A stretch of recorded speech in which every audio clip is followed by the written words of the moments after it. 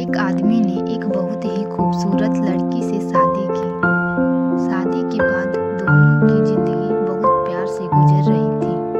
वह उसे बहुत चाहता था और उसकी खूबसूरती की हमेशा तारीफ किया करता था। लेकिन कुछ महीने के बाद लड़की चर्मरोग स्किन डिजीज से ग्रसित हो गई और धीरे धीरे उसकी खूबसूरती जाने लगी। खुद को इस तरह देख उसके मन में डर समाने लगा कि यदि वह बदसूरत हो गई तो उसका पति उससे नफरत करने लगेगा और वह उसकी नफरत बर्दाश्त नहीं कर पाएगी। इस बीच एक दिन पति को किसी काम से शहर से बाहर जाना पड़ा।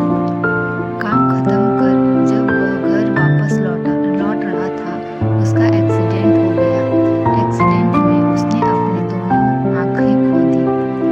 लेकिन इसके बावजूद भी उन दोनों की जिंदगी सामान्य तरीके से आगे बढ़ती रही। समय गुजरता रहा और अपने चर्म रोग के कारण लड़की ने अपनी खूबसूरती पूरी तरह गंवा दी। वह बदसूरत हो गई, लेकिन अंधे पति को इस बारे में कुछ भी पता नहीं था।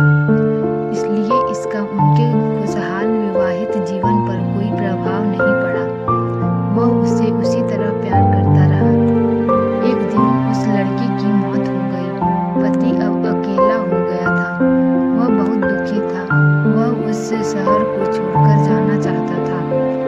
उसने अंतिम संस्कार की सारी क्रियाविधि पूर्ण की और शहर छोड़कर जाने लगा। तभी एक आदमी ने पीछे से उसे पुकारा और पास आकर कहा, अब तुम बिना सहारे के अकेले कैसे चल पाओगे?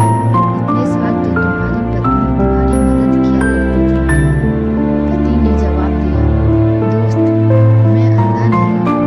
मैं बस अंधा होने का नाटक कर रहा था, क्योंकि यदि मेरी पत्नी को पता चल जाता कि मैं उसकी बदसूरती देख सकता हूँ तो यह उसे उसके रोग से ज्यादा दर्द देता। इसलिए मैंने इतने साल अंधे होने का दिखावा किया। वह बहुत अच्छी पत्नी थी। मैं बस उसे खुश देख